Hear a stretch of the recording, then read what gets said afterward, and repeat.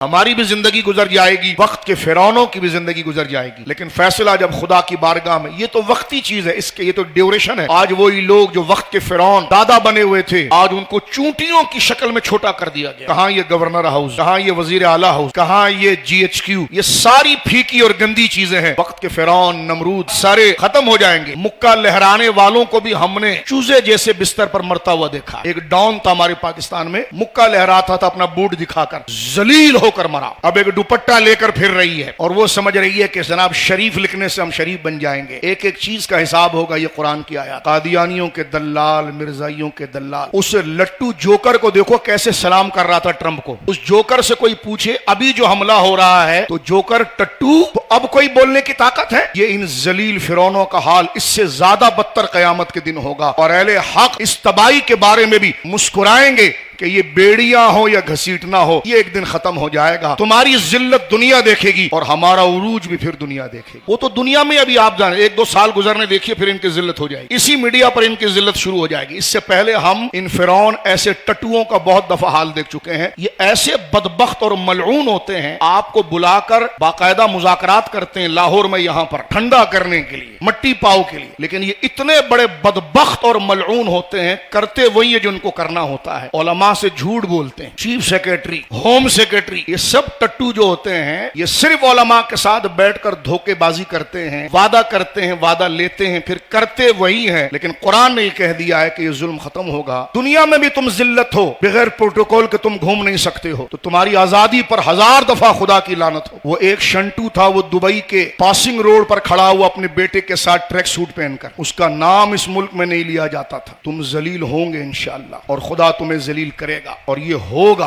कुरान हमारे सामने, जुल्म का बदला जुल्म होता है। तुम खुद लोगों को बागी और गद्दार बनाते हो। उधर होम सेक्रेटरी और चीफ सेक्रेटरी के दस्तखत नहीं चलेंगे, उस वक्त वो नियतें चलेगी, और जाबिर और लईनों का हाल होगा, नेतन्याहू के यारों का हाल होगा। प्रोटेस्ट क्यों करते हो? अभी तो हुकूमत को प्रोटेस्ट करना चाहिए, जो कल गजा के अंदर हुआ है, परसों गजा के अंदर। 1000 लानतें तुम पर हो, तुमने उम्मत को धोखा दिया, तुमने पाकिस्तान को धोखा दिया। अब अगर तुम वाकई में सच्चे हो तो निकल आओ। तुम्हारे उस बयानिए को नेतन्याहू ने इस तरह फाड़ कर फेंक दिया। तो मैंने कहा कल की खबर, अगर वाकई में शरीफ खानदान, वाकई में शरीफ खानदान है, तो कुछ एहतजाज की तरफ आए और मामलात की तरफ आए, ताकि अवाम को यकीन आए। जिस तरह गोलियां चलाकर इसराइल को मजबूत किया गया, तो जरा मैदान अमल आकर भी तो इसराइल की मजम्मत कर दी जाए। हम कमजोर लोग हैं, हम जाबिर फिरौन से लड़ नहीं सकते, लेकिन कुरान की याद पढ़कर अपने दिल को जिंदा रख सकते हैं।